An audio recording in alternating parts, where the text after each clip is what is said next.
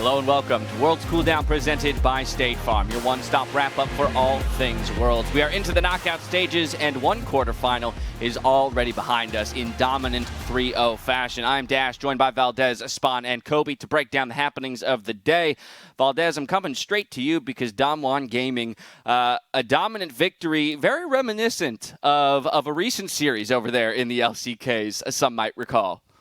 Yeah, the thing is on the pre-show, Shox asked me, what have been the developments from the end of summer to Worlds? And I thought to myself, and it was pretty much that Damwon just continued to be really great. And DRX, while they hadn't shown too many mistakes, I kind of knew it was coming. If you watch them enough in the LCK, you know that either they're going to, do the old Jin Air thing where it's like you sit there and you wait and you slowly die like they did to Top Esports and to Damwon in Game 1. Or you have a Game 3 where it's like, no holds barred, everything out the window, crazy game, like everything's all over the place. Well, at least Game 3 was a bit of fun. So yeah, that. And I really do feel like when you watch these two teams play, that Damwon just cover DRX's strengths insanely well.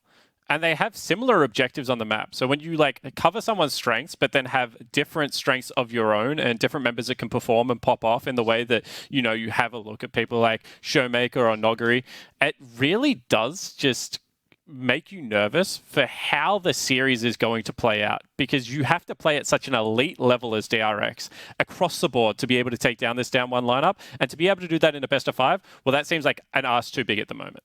Yeah, and I feel like I was kind of disappointed because I wanted DRX to reach more for some versatility. Because to Brendan's point, I went back and I watched in preparation for this best of series the last game of the LCK finals. The one where he gets a quadra kill at the dragon and steals the dragon, and at 16 minutes you're just like, okay, well, you've been done in.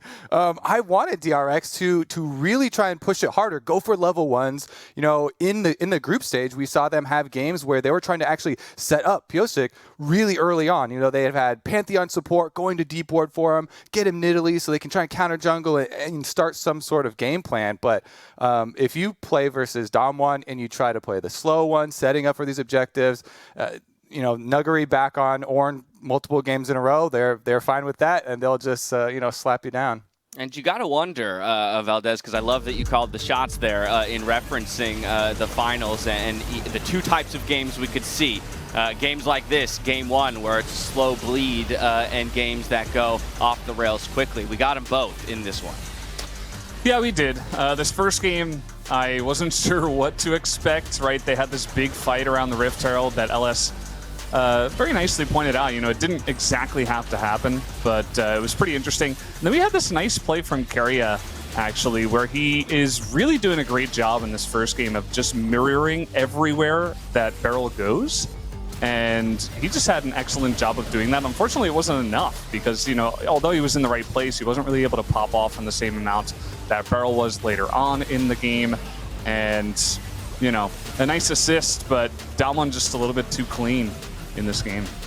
Yeah, that game, I actually had a little hope, right? Because you mentioned the Keria play there for some defense, and then Pyosik was able to steal that one dragon to buy them some time, and you're like, okay, maybe they can stall it out and get a big team fight, and then Damwon just crushed them in the next team fight anyways, and you're like, okay, well, I guess we see where this one's going. I think there's a whole bunch of matchups that we could hone in on, but specifically this jungle matchup, and I do want to come back to you, Valdez, on this. Why do you think it is that Canyon seems to have Pyosik's number? Well, it's a little bit of what I was saying in the pre-show, where Canyon, I think, is a little bit more active, whereas Pyosik, he tries to go for plays. They're not nearly as clean. Pyosik, in this series, he did suffer a little bit because his lanes, to be fair, right? Game 1, it was pretty much a stomp right from the get-go that ended up starting from Ghost and Beryl. And then for the rest of the games, Nuguri was just always seemingly ahead of Doran, no matter what the matchup was. And by ahead, I don't mean, getting solo kills and doing this and that, but he's putting on pressure. Even if he's in a tank versus a carry matchup like the Jace, he's still doing a really good job staying alive up there and always seems to be in the right place at the right time for ganks. And Pyosik was just never really able to get nearly as much done as Canyon. And I think honestly, it just comes down to a bit of skill difference. I think Canyon is just right now a much better player. He's one of the players alongside of Beryl that after the mid-season cup against China, where he just skyrocketed in skill. Whereas Pyosik, he was always really good. He's quite good, but he didn't really have that skyrocket in performance that Canyon had. And I think for sure Canyon is just one of the best junglers right now. And Pyosik really struggled the entire series to try to catch up to him at all. Spawn. However, the big thing that impressed me kind of about how Damwon attacked the jungle, and I'm sure Kobe wants to jump in here as well, is like if you watch that first game back, first Scuttle Crab spawn is like you have Pyosik actually pathing down towards a Caitlyn Lulu lane that has to burn double summoner spells at literally level 2.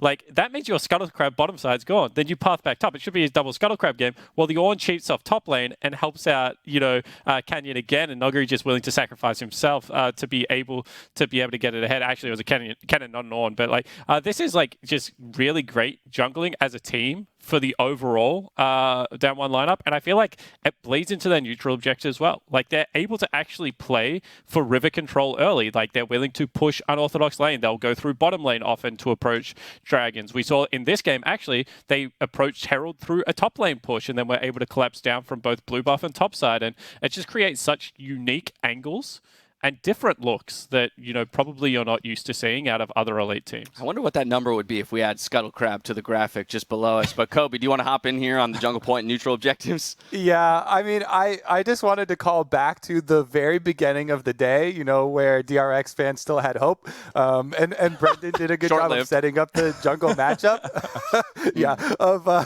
It's like, you know what? This is classic herbivore versus carnivore jungle matchup. And I was like, in group stage, we got to see a little of the carnivore from Pyosik. And I was like, what? That's why I keep talking about setup. And I wanted to see, some of the level 1 strategies or some different champion selects to try and get that aggressive look out.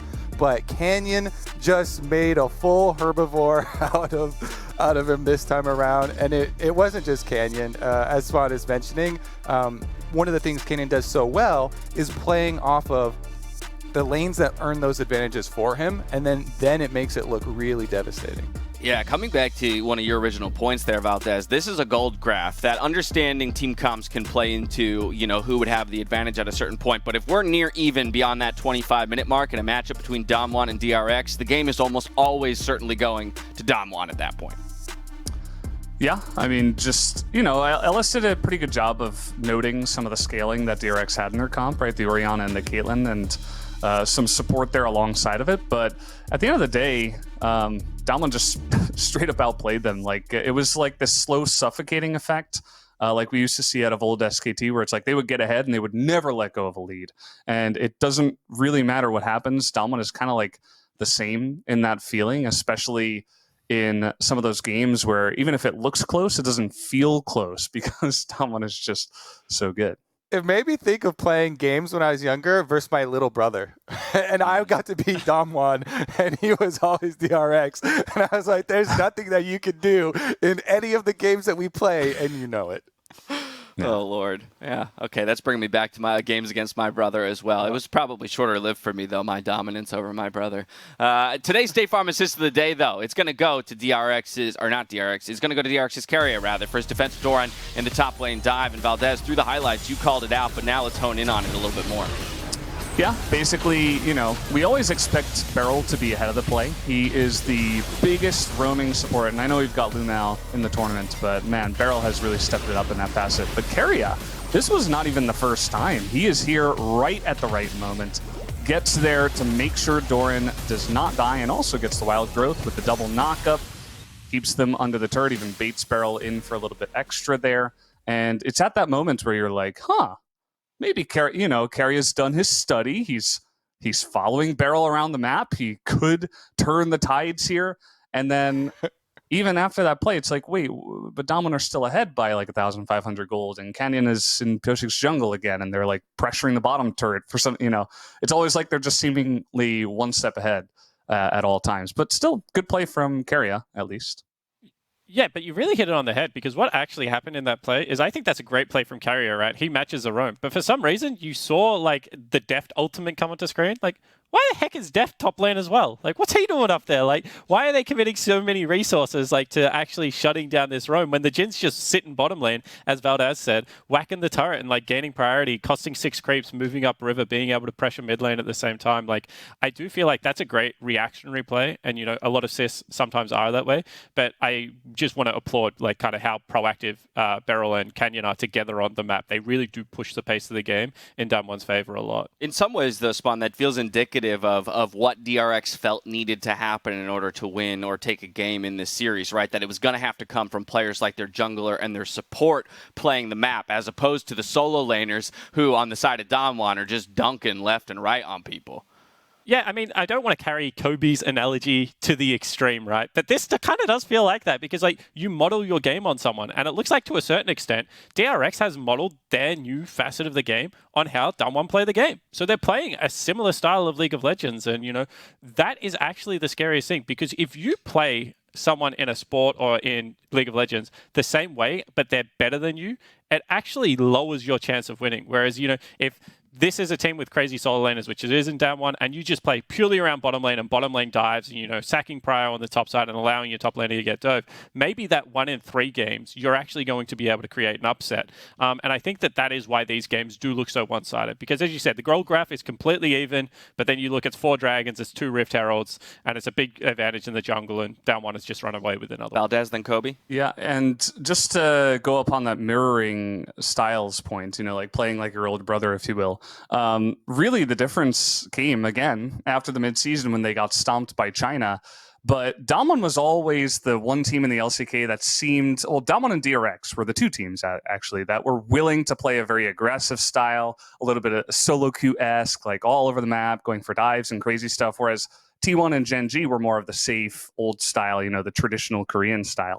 And it's funny that over the course of time, as Damwon got better, as they were the most used to this solo queue-esque style, DRX were right behind them. Gen G, also in the LCK, were playing a much more aggressive style, even though they're normally known for a very passive style. Team 1 was the one team that did not change, actually kind of stayed with the very passive style, and they're the one team that's not here. So it's kind of interesting to see that the 3 teams that adapted are here, and also the team that adapted the best and seemed the most, you know, willing to and in the best position to adapt was Damwon, and now they're on top.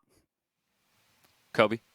Yeah, I just also wanted to add on to that I was sad we didn't get to see Damwon pushed to show their versatility in this match, because they have so much more, and it feels like they didn't have to show anything, you know, moving towards semifinals now. So their next opponent isn't. Like, we didn't even get to see Nuguri on, you know, solo carries for the top side. They were happy to just kind of hold them at arm's length and say, well, you can't do anything about me on Ornn. You're still not going to be able to do anything when we're on Ornn and we have team fight. Okay, then we won't have to flex our other muscles. And that's what I'm looking forward to. I'm excited to have Damwon moving on, and I'm excited to see who they're going to go up against next. Yeah, he didn't have to play carry champions to carry. The closest thing to a carry would have been that Kennen pick, and then double Ornns from then on in Spawn. I mean, the response of Jax there in the top lane definitely indicates that perhaps they were looking for their answer out of Doran in the top lane, but it just didn't materialize. Yeah, and I think this was actually the best draft that DRX put together, because we complained about no frontline in game number 1. Really, it's just a full poke comp that can't get area control. This game, you have a side lane to play towards. You have a semi-global ultimate to be able to help out with that in the Galio. Then you have Tahm Kench as well for some additional safety, because picks were being generated the entirety of this. But once again, just credit to Nuguri. And whilst I do agree with all the points that Yamato played, I think that Nuguri, to me, played like the best game across the 3 of them, because he completely shut down this Jax. In fact, the Jax got a couple of kills in one of the team fights and still wasn't able to gain any pressure in the side lane. Now, we've seen 369 and Bin play this champion. You need to play it with a level of reckless abandon, and the ability to be able to punish and push deep is certainly how we expect this pickup to be able to play. But Nuguri just didn't allow Doran any of that freedom around Summoner's Rift. And I think whilst this was a great pick ban, like Damwon showed that they are good enough to deal with that. And then, you know, even a nerf Philios looked looked really damn good in this game as it progressed. Yeah, Valdez, as Spawn mentioned, in this game, there were a couple looks and a couple opportunities. It felt like for DRX and to wrestle control. We see here in the top lane an executed three-man gank onto Nuguri to finally staunch the bleeding. But again, your assessment here, because if this is their best look, and then it all turns on a single team fight, which we'll see in just a few minutes, I mean, that's a scary thought for DRX. Yeah, I mean, I think Spawn really hit the nail on the head. I think that Doran is, he just doesn't really stand to the test like some of these other top laners can from China. I think if we were seeing a 369 or a Bin on Jax, we would have seen a totally different game. Doran, in these team fights, yes, in the crazy one in the jungle, it looked okay, right? He picked up a couple kills, but he's doing absolutely zero in this one. I mean, it was a weak engage. Damwon were just kind of like, it was like a cat baiting a mouse into a trap or something, just waiting to pounce, and they pounced at the exact right time. Doran didn't do anything. The Jax, even though it was a bit fed, for the rest of the game, did zero. And we're only kind of getting the highlights from the team fights. But again, the side lane pushing that Spawn was highlighting, very true as well. And it just felt like, even though it was a good pick ban, at the same time, you're still giving really good picks over the side of Damwon as well. I mean, you give Showmaker's TF, you give Graves again to Canyon, and Nuguri, I mean, he's just going to play his Ornn for some more hard engage. And I don't know, it just didn't seem like, even if, you feel decently about your own draft, you're still giving a lot of good stuff over the side of Damwon, and you're also not playing it as ideally as it could have been played. Kobe, taking a look at that gold graph again. I mean, we see that 20 to 25 minute mark. That's where it started to look good for DRX. We're sitting in Discord saying, hey, maybe there is an answer, maybe there is an opportunity. And then again, you find that mid lane team fight 27 minutes in, where it just seems like Damwon is on another plane when it comes to their synergy and ability to execute. And so many times too, DRX try and make something happen on the bottom side of the map. And I feel like for Damwon, their bottom side is always the unsung hero. They don't get as much credit as the top side does, because Damwon has such big stars in the top 3 players. But Ghost and Beryl, they continually got 2v2 advantages for themselves, and they continually turned around plays where they would evade something from DRX, and then we saw Galio ultimate being used there for DRX to try and chase them down, try and get some momentum to start stacking dragons, and yet they evade the Galio ultimate only to have TF come in, and then Showmaker's chasing you down, and you have the rest of Damwon coming out through to clean it up. So I also really think that was an important element to Damwon's victories, was the bottom side being so strong. Yeah, I completely agree. And I especially want to shout out Ghost, because this is the one guy, I feel like we talk about the top side and then Beryl facilitating the top side play. And then it's like, well, a lot of people are like, well, who's the 5th member? You never talk about him. Ghost in this series, he died once per game. He had 9.1 CS per minute. And he had, so he was out CSing Deft, who we always talk about how great Deft is. He's doing an extra 120 damage per minute from Deft. Obviously, he's in a winning position, right? So it's a lot easier to have great stats. But what I want to kind of demonstrate through this is this is a guy that is starting to become a great team fighter in his own right, and gets very low resources, but is still able to fulfill his role in the team very well. And quite in years past, when people would sleep on scaling 80 carries like Reckless, who was allowing Hylissang to roam all over the map, you do really have to say that Ghost is facilitating that playstyle in such a terrific way and still putting up great numbers from the 80 carry position. Which is critical when they want to go with, hey, we're going to make DRX prove that we can't have Nuguri just play Ornn topside, and we're going to play tank, and we are going to play scaling. You need to have that solidarity with your AD carry player. Ghost, aptly named. And while I appreciate the fact that you want to highlight him, Spawn, it was actually Nuguri, so we're going back to the top side, who proved that every second counts by flashing in with an Ornn for a 2-man knockup, which turned the tides in Damwon's favor. Right back into that 27-minute fight. Yeah, and what I love about this fight is the fearlessness of the entirety of the Damwon gaming lineup to be able to follow up on that. He sees that play and he goes in a split second, but you can see the rest of the team is just right there behind him. Gets their summoner spell out. The 2 people without summoner spells knocked up. You saw him hit a 4-man knock up in the bottom side jungle as well on the Valdez replay that actually went in DRX's favor. And it just feels like it's so easy to get these kind of replays with Nuguri at the moment. It feels like he has like 3 of them a game.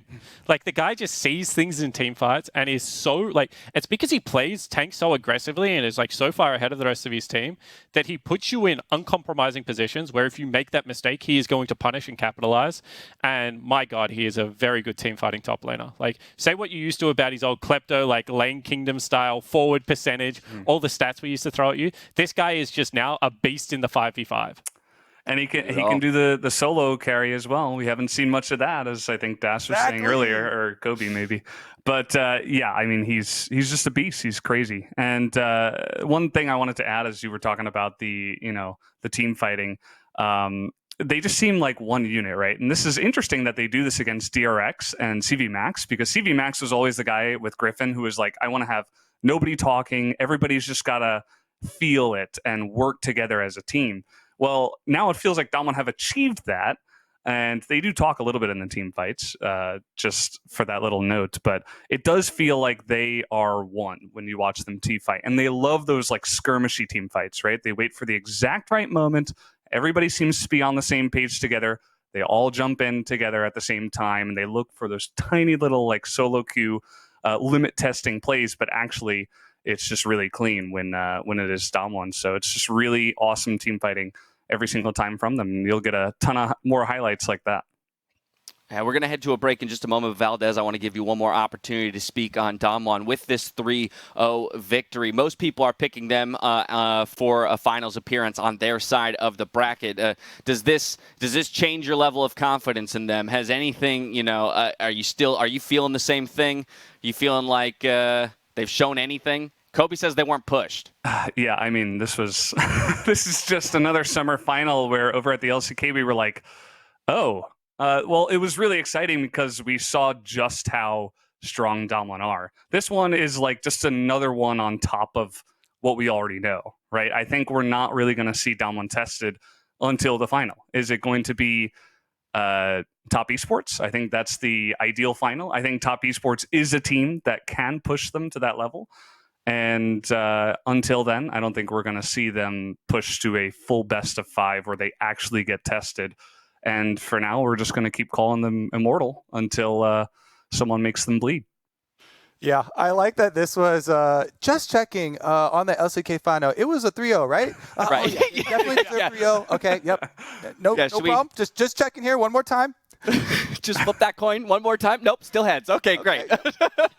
All righty. Well, Valdez, thank you so much for joining us tonight. We do need to step away for just a moment. On the other side, Raz is going to be hopping in to finish up our review of this series and to look ahead at the games to come. More Worlds Cooldown after this. Welcome back to Worlds Cooldown, presented by State Farm, where a wild Raz has appeared, and just in time to help us break down Game 3 of our series from tonight, Damwon Gaming versus DRX. Raz, we're going to dive straight into Game number 3, and I just want to hand the floor over to you. What were your impressions of the series, and then in particular, this third and final game? Oh, man. I was... Yep, yeah. I like that one.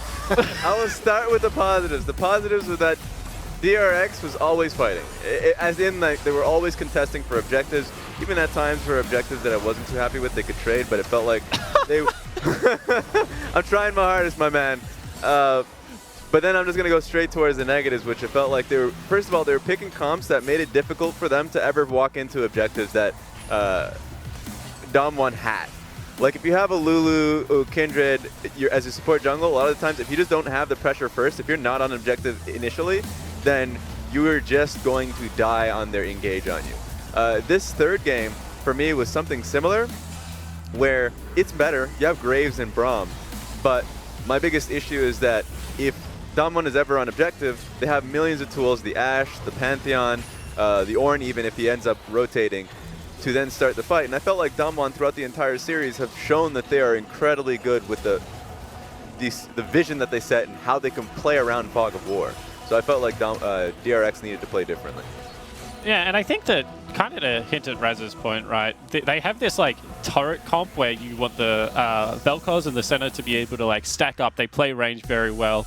But then you have 3 champions that do not want to play like that. Like, Braum Graves is like very scrappy brawler river access.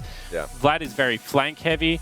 And when the best engage you can pull together on a composition is Vlad probably flashing into a team fight and hoping he hits like a 3 or 4 person slow off a pull E, like, that to me just is not going to get it done against a team that is running Pantheon on. Like, anytime they want backline access, that duo will get backline access by just throwing Pantheon in there. And this support Pantheon that is like able to actually just give its life away to buy 3 seconds of like stationary CC is becoming such a problem for these turret comps to deal with.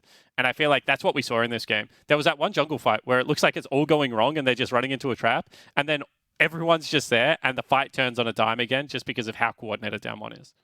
Yeah, I feel like the problem was Damwon drafted themselves so many answers to any possibility of this working out. The only way I could have seen it, go DRX's way is if they got the early lead with Vel'Koz pressuring Orianna with the extra range early on, forcing her to lose CS, forcing them to lose control of the mid lane, to then actually get these Graves, Braum pressure moves that you're talking about in action, in the bottom side river. But if you're not able to do that, then you never get to set up your turrets of your Vel'Koz Senna with Braum trying to protect and break the Ornn ultimate engage, because you don't get priority to set your turret up first. And then your Vlad flank has no power. A Vlad trying to flank into a team that has the engage and has Kindred ult, you just get to the next stage of the test and you're like, oh, they already have the answer to our Vladimir ultimate before we even get to the point where we could actually set that up and pose it as a question to them and have it be a threat. It just felt so futile. There's such an uphill battle with so many things you have to overcome in this area. And man, speaking of the Kindred, Canyon picked the Kindred against Pyosik and smashing him on his, champion he's named after in the last one. Come on, in the second 3-0. That's brutal. Raz? Bad, man. Yeah, I wanted to just add in even just like the second aspect of it, because I know that we were talking about how it makes it difficult for a lot of these champions to kind of exist, like the Vel'Koz to exist trying to fight into an objective rather than just to sit on an objective and do his job. For me, another thing is also just the bottom lane from DRX, because a lot of the times the draft's being catered to the bottom lane to win out early, or at least have pressure early. I know that Spawn mentioned it beforehand, going into the break, was that Ghost and Beryl were just winning these matchups even when the drafts were going in favor of DRX. And if that's happening and Pyosik is literally building his entire path to end on bot side, and then he doesn't have pressure there. Like, not only is he not getting Scuttle Crab, so he's already on a deficit. It blew my mind when Canyon just slid in there with the Graves. I'm not even talking about Game 3, by the and just the dash into Smite Steal Away Blue. Yes! I was mad! The jungle slap. I was sad for him. I was like, please, bottom lane, you guys need to be doing your jobs. Because just got disrespected so hard. Because as much as we talk about the specific differences between the jungle matchup, like Pyosik versus Canyon, I do favor Canyon. Your lanes make your jungle look good. Like, you need your lanes to be playing well so your jungle has access to extra experience. And if he doesn't have access to his own camps that early on in the game, especially as a Kindred up against the Graves, like, it feels insanely bad. So I felt bad for Pyosik there when already it was the forecast was doom and gloom. Yeah, without a doubt. And now, understanding it was a dominant 3-0 victory here for Damwon over DRX and a run back of the LCK finals in that sense, I still do want to give a nod to DRX and their time here on the world stage before we say goodbye to them, Spawn. Yeah, and I mean, they're such a fun team to watch, and like, I do really think that they gave us some great games. Also, like, you just if you're a League of Legends fan, your heart has to bleed a little bit for Deft, right? At this point, like, he's just publicly said so many times, like, he's going to be the next Uzi. I could just feel it. Like, we're gonna get a retirement in the next, probably 16 months or something like that, and he's probably not going to won one. And like, as a League of Legends fan, like, That is such a heartbreaking moment because this guy has been so damn good consistently. And I feel like he deserves to win one, but it's heartbreaking to watch them play against a team that is as good as Damwon because it looks like he's running out of answers. On a little bit of a lighter note, I would say that there is a bright future, I feel like, for Kyria, as well as Pioshik. I mean, those are two extremely young players, and they did have their ups and downs throughout the year. But with a lot of people focusing on those downs and on those negatives that did come through, remember that they are still extremely young, and they showed some peak performances that were extremely aggressive. They were extremely skilled from both of them. So I think there are definite things towards the future to look forward to as well. World stage quarterfinals. That's quite an accolade in and of itself. So we'll wait to see what 21 has in store for a bunch of these players. Now, before we look ahead at tomorrow's games, let's hear from Lore, who caught up with Damwon's Nuguri after their win. Thank you very much, Dash. Laure here, and in the end, the LCK finals, all the world stage make no difference for Damwon as they take down DRX with a 3-0 once again. And Nuguri, thank you so much for joining me. It's been an insane journey for Damwon this year, from going to 4th place in the LCK to becoming one of the strongest teams in the tournament and the LCK, while having to fight health issues as you were getting ready for the world stage. Tell me about the success so far and the challenges you've been throughout the year. 네, 우선 승리 정말 축하드립니다. 올해 담원이 보여준 행보가 정말 눈이 부신 것 같습니다. 4위였던 적도 있지만 결국에는 우승도 거머쥐고 지금은 또 이제 강력한 우승 후보로 자리매김하셨는데, 사실 그런 과정 속에 있어서 이제 또 건강적인 이슈도 있었잖아요. 어떤 식으로 그 과정을 걸쳐 오신 건지. 제가요? 네, 그 여정. 사실 제가 수술한 이제 병명 이름이 이제 기흉인데, 이게 좀 움직이거나 이럴 때 좀 불편하고 하지만 이제 앉아 있을 때는 비교적 괜찮거든요. 그래서 게임할 때 사실 저도 잘 몰랐어요. 그래가지고 그냥 결승전 할 때도 그냥 괜찮았고, 그냥 수술한 그 입원할 때는 조금 아팠는데 그냥 퇴원하고 나서 그냥 그렇게 그렇게 복잡한 수술은 아니었던 것 같아가지고 그냥 좀 뭐라 해야 되죠? 그냥 자연스럽게 그냥 완쾌된 것 같아요. Yeah, so I had collapsed lung, but well, it actually didn't hurt when I was sitting down and playing computer games, so I wasn't aware of it. But yeah, so it hurt a little bit when I was going through a surgery and staying in hospital, but it didn't really hurt that much. And then when I got released, I felt super comfortable, so it was all okay. I'm very glad to hear that. Thank you very much for confirming. Last year, your Worlds run ended in quarterfinals, but this year you get to advance to semifinals. So how much stronger do you feel compared to last year and also compared to the other teams in the competition? 네, 작년에는 8강까지가 담원의 여정이었다고 하면 이번에는 이제 4강에 진출하셨잖아요. 작년에 비해서 얼마나 더 강하다고 느끼시는지, 또 다른 팀들에 비해서 담원이 더 얼마나 강하다고 생각하시나요? 작년과는 저는 좀 비교를 할 수 없을 만큼 좀 강해졌다고 생각하고, 두 번째는 뭐죠? 다른 팀들과 비교했을 때 지금. 사실 저희가 이제 G2 젠지 이 같은 뭐라 해야 되죠? 같은 쪽에 있는 반대쪽이나 다 잘하는 팀이라고 생각해서 거의 다 비슷하지 않나 생각하고 있습니다. So I think we got a lot more stronger compared to last year. I mean, it's even hard to compare to last year because we've gotten so much stronger. And I think we are all on a similar level. For example, we're with Gen G and G2 in the same bracket, but I believe all the teams are now at a similar skill level. That's very interesting to hear. We have very strong contenders this year. But okay, looking at the semifinals now, you will either face Gen G or get the rematch against G2. What do you think about this matchup? And do you want to get the revenge against G2? 네, 그럼 4강에 젠지를 만날 수도 있고 G2를 만나서 복수할 수도 있거든요. 어떤 식으로 예상하시는지, 혹시 복수를 원하시나요? 저는 둘 다 무서워가지고 저희 팀에 G2한테 이제 작년에 좀 복수를 하고 싶은 선수들이 많은 것 같더라고요. 저도 그래서 팀원 따라서 G2로 가겠습니다. So, well, actually, both teams look super scary, but I believe a lot of players on the side of Damwon Gaming wants their revenge. So I'm gonna follow my teammates, and I want that revenge. All right, let's see if we get that revenge matchup. But Nuguri, 감사합니다 for the interview. Congratulations for advancing on semifinals. And Jason, thank you very much for the translation, as always. And back to you, Dash.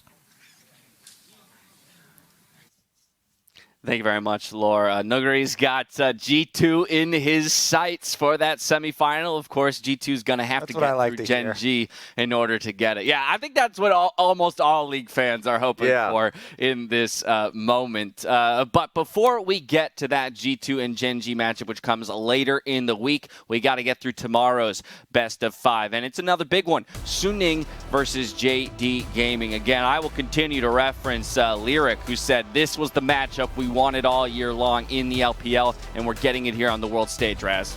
This was the banger I was looking forward to. Like, when I'm looking back at the last time I've watched them play, week 2 in the regular season, because you only get that one best of round robin, and I've seen Suning greatly improve from the beginning of the split to the end of the split, where they were on that that win streak that they had, especially through their top lane.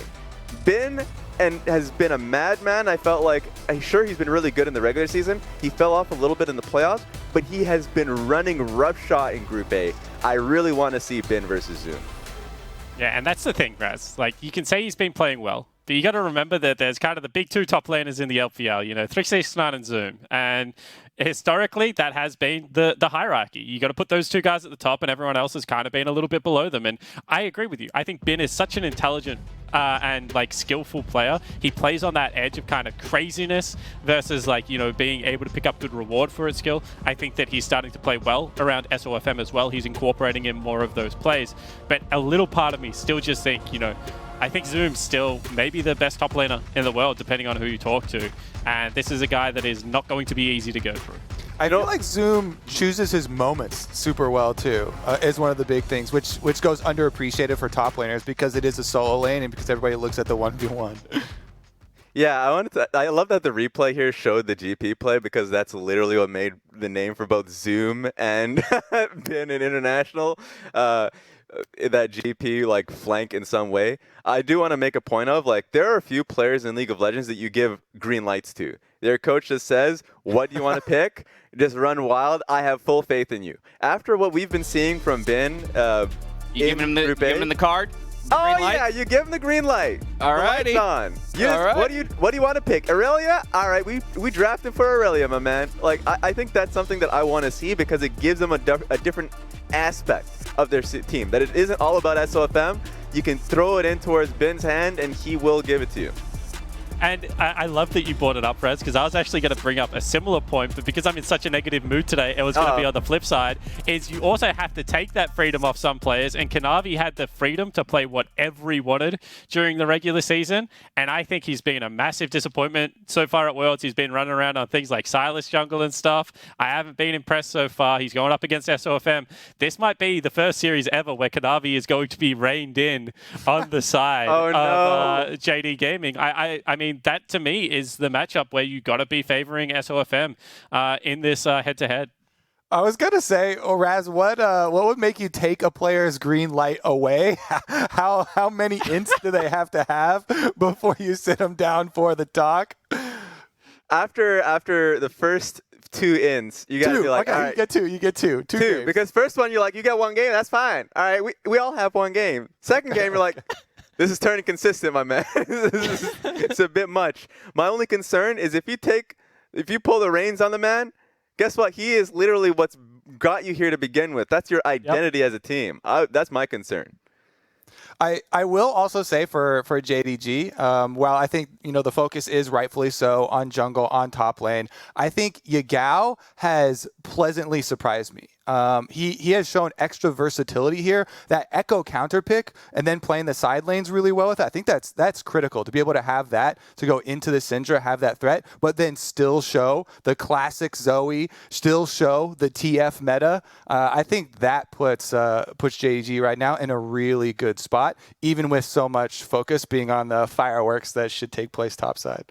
Yeah, and I think that the other thing is that both these teams have unlocked supports. Realistically, bottom lane's going to be a solo lane this series as well. I fully expect Wanfeng to just farm up to teamfight status. I fully expect Loken to do the same. And we already talked about Lumao. Sword Art has been the same for years when he's been playing in the LMS, and it hasn't changed since he's translated over to the LPLs either. These are 2 supports that will get up, and they will just leave, and they will go set up objectives, and they will play the map very well. And I think that's why people are really excited about this best of 5. And that's why I think this one goes the distance to, probably all 5 games, because I do think stylistically, this is a really, really exciting matchup to be able to watch. Both of these are stellar teams, no doubt. But coming into the tournament, there was really only one 2 seed or pool 2 from a region that was being talked about as a possible finals contender up against Top Esports or Damwon, and that was JDG. So I'm curious, based on group stages and knowing that the 3 of you have all already made or submitted your pick'ems, I just kind of want to go down the line. Spawn already called the 3-2, but he didn't say which way he wanted it to go. What are our feelings here in the way that this series is going to develop? Raz, I'll start with you, and then we'll just go down the line. I always give it to the consistent team, the team that's done it throughout the year. I'll make it quick. JD for me. JD. Do you think that this has the potential to go 5 games as well, or do you think that they'll sure. Okay. That's what I like to hear. JD's done it in both spring and summer, or at least in spring for sure. So yeah, it will go the distance. I'm gonna jump in right after Raz because I'm not buying Jake's. Kanavi's gonna get pushed in here. This is gonna be the collapse of Kanavi either. I really don't see him going out like that. So I also put JDG in mine. I had it at a 3-1, though okay. I would rather see a 3-2. Especially after today's 3-0, which was a 3-0 that we had already seen before. I definitely am hoping, for as many games as we can get. All right, Spawn 3-2, but which way? Yeah, I'm going with Suning. I think I covered it kind of as well when I was talking to Mark and Travis on the other show. I was just nobody sitting watches there. that show, bro. You're gonna have no one watches that anyway. Yeah. So I'll briefly recap. So I'm just sitting there and I'm looking at how these teams match up, and I just think that Sword Art's had a stellar tournament so far. I do really rate Lumao, but I think Sword Art has just that experience. And then, I don't know, I get these hunches sometimes, and the good news for JD is that these hunches are always wrong. Yeah. But I always trust my gut. Hunch was like Genji was going out in groups, and they were going to be super weak. Correct. My hunches suck. So, don't listen to my hunches. But there's a feeling about Kanavi. I think that SOFM has shown more than him so far this tournament, and I'm looking forward to seeing SOFM play the matchup really well. Yeah, I just wanted to echo the sentiment of SOFM being a real commander on the team. Anything that he goes for, he rallies the team around it. Scuttle Crabs, give it to me. Yankos is in my Raptors. We're collapsing on the man. It's good to see that from him. I want all 5 games. That's all I care about, all 5 games. Now, before we call it a day, let's jump into our World's Honors for the day, where we give a Feels Good award to those that deserve it. And Raz, we're starting with you. I have to give it to Deft for the same reasons that we kind of talked about. Look, you just broke Spawn's heart. You just broke Spawn's heart. I was sad when he had that deep discussion about Deft in his career, because I was like, shit, he's not gonna love this. Tears are gonna be coming down his eyes, because he has had a good tournament. He has had a great one, and a lot of the times the ending of a tournament clouds people's judgment on how the journey was. I felt really strongly about how the summer split was, and how Deft was an insanely strong AD carry. And remember, his career has been how good Deft has been, and it's always Deft and X person in the LCK that you would put him in the conversation. When he was on EDG, it was Deft and X person and Uzi. So that longevity is always there, which I really hope that he continues to play the game. Yeah, I have an EDG jacket that's signed by Deft, and every single time I go into a grand final... Nice brag. Subtle flex. Yeah, subtle flex there. I put it on the back of my 80 carries chair, and I say, if you win me a grand final, you get me to MSI or Worlds or something, I'll give you this jacket. Ooh. And the look on 80 carries' faces when you offer them something that has been signed by Deft, because that's the level of this guy. Everyone loves him. Everyone that plays that role, Ruler and Deft videos only. I guarantee it. That's what they're checking out. And for me, for 6 years, this guy's been in the conversation with as Raz says. Only? You're cutting Uzi out like that? No, it's the conversation. It's okay. Well, do you honestly, Raz? Does your teammates watch Uzi VODs, or do they sit there and watch Ruler and Deft VODs? Genuine question. I know Vic used to watch Ruler and Deft VODs when he was on my team. Ruler for sure, and Deft. It's mostly for the access, though. If they find Uzi VODs, they clutter to him, but it's difficult. Kobe's not sold. Kobe's like, what's going on here? Well, I remember, I don't know, it was 3 or 4 years ago, but Double F definitely was gushing about some Uzi VOD. So there are definitely. I think for sure if there are more Uzi VODs and it was more accessible and they didn't have to go to Bilibili or another website, then they would for sure go to those websites. I mean, we're arguing peanuts here. These are 3 of the best 80 carries all time in League of Legends, and then we're just blessed to be able to watch all of them play out there on the Rift. Well, Spawn, given that deft was already taken by Raz, who would you like to throw in honors towards? Yeah, I'm going to go towards the top lane. I think I've talked about him for about 90% of my airtime tonight, so why change now? Like, give Nuguri the honors up there. Because this is a guy that plays tanks like he plays carries. Like, and like, it just blows my mind that is how impactful and effective he is when he plays these picks. He wins lanes in matchups that he shouldn't be able to. He's able to coast, it seems, at certain parts of the game. And I honestly think that he is probably one of the scariest players, with Knight being the other one, left at the tournament. Because it's very rare that you see a player have so many like facets to their game. Great laning, great team fighting, like, you know, flawless macro, the ability to come off flanks, the ability to frontline. And Nuguri, to me, in the last year has matured. Like, he was already great, but like, he has just matured out of this world for me. I love to see players grow in the way that he has. All right, Kobe, close us out with your honor. All right, I have got to go with Canyon because coming into this tournament, I saw so many lists that were literally all 3 LPL junglers as top junglers in the world coming into this tournament. And then people maybe had Canyon, maybe had Yankos. And I just, Canyon, he's so good at extracting the maximum with the strong lanes. Yes, everybody's going to point to Dom1 and their good matchups and their good lanes, and it does make jungling easier. But Canyon is not someone that rests on his laurels, that farms his own camps when there is an opportunity to go extract something more from your opponents. And that's what I like to see. And he has performed really well so far this tournament. So, you know, big props to Canyon. He gets my honors. Big honors to all 3 of those guys. But now let's take a look at our Worlds bracket after today. One of our quarterfinal teams already qualified through, and of course that's Dom1 Gaming in 3-0 fashion here over DRX on the bottom side of the bracket. They await the winner of Gen G versus G2 Esports. Of course, we already heard Nuguri call it out. The teammates are hoping for that G2 rematch, and I think a lot of fans at home are hoping for the same.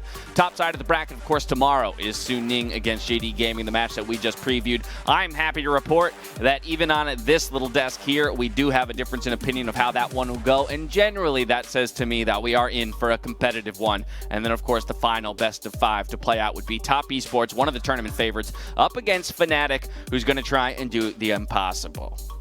What I love about tomorrow's game is the fact that we see like different styles. Dom1 and DRX, that game was, at least from DRX perspective, like, let's not make a mistake when we're far behind, and we'll find an opportunity. Sad thing is they never did. But for Suning and JD, if a team is behind, they will claw their way back in. Expect some muckiness. Expect some gameplay. If the team is in a deficit, they will hard fight to find a way back in. And so people will call them throws here and there, but that's what you got to do to get back into the series. There's going to be a whole lot of fight tomorrow. Well, ladies and gentlemen, that's going to do it for us here on Worlds Cooldown today. So for myself, the casters, the remote broadcast crews from all around the world, thank you so much for watching, and we'll see you tomorrow for more Worlds.